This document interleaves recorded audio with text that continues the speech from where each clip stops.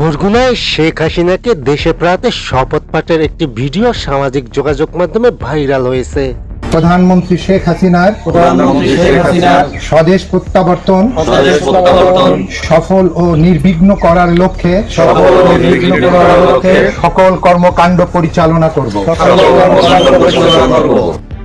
তবে এ শপথ পাঠের ঘটনাস্থল ও সময় সম্পর্কে নিশ্চিত হওয়া যায়নি। এ সময় কিছু নেতাকর্মীকে বেলুন উড়িয়ে উদযাপন করতেও দেখা গেছে ওই ভিডিওতে। স্ত্রীর নির্দেশে গণতন্ত্রের যোদ্ধা হিসেবে নিজের জীবনকে উৎসর্গ করবে। জয় বাংলা। বেলুন ওড়ানো একটি ব্যানারে লেখা ছিল, শেখ হাসিনার হাত ধরে জঙ্গি জামায়াত খতম করো, মুক্তিযুদ্ধকে আঁকড়ে ধরো। এতে বরগুনা জেলা ছাড়াও কয়েকটি উপজেলার নামও উল্লেখ করতে দেখা গেছে।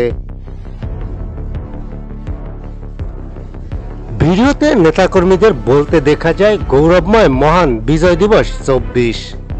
চারিদিকে তাকিয়ে দেখি বঙ্গবন্ধুর সোনার বাংলা মেটিকুলাস প্ল্যানে মৃত্যু উপত্যকায় পরিণত হয়েছে। স্মার্ট বাংলাদেশকে দুর্মূল্যের কলঙ্কে পরিণত করেছে।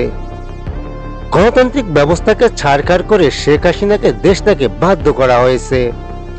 এই নৈরাজ্যকর পরিস্থিতিতে আমরা মহান সৃষ্টিকর্তার নামে শপথ করিতেছি যে জঙ্গি জামায়াত, বিএনপির অগ্নিসন্ত্রাস, পুলিশ হত্যা, লুটপাট, অবৈধ দখল, নিষ্ঠুর হামলা, গায়েবী মামলার সমুচিত জবাব দেব।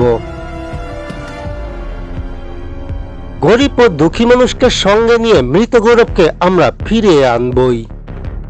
জাগ্রত বিবেকবান দেশপ্রেমিকের ঐক্যবদ্ধ করে প্রধানমন্ত্রীকে দেশে সফলভাবে ফিরিয়ে আনতে সব কর্মকাণ্ড পরিচালনা করব। প্রয়োজনে নেত্রীর নির্দেশে গণতন্ত্রের যোদ্ধা হিসেবে নিজের জীবন উৎসর্গ করব। জয় বাংলা। এ বিষয়ে বরগুনার পুলিশ সুপার আব্দুল হালিম বলেন, বরগুনার বিভিন্ন উপজেলায় গোপনীয়ভাবে এটা করা হয়েছে। ৩-৪ জন মিলে এটা করেছে। তবে কোথায় বসে করেছে তা এখনো জানতে পারিনি।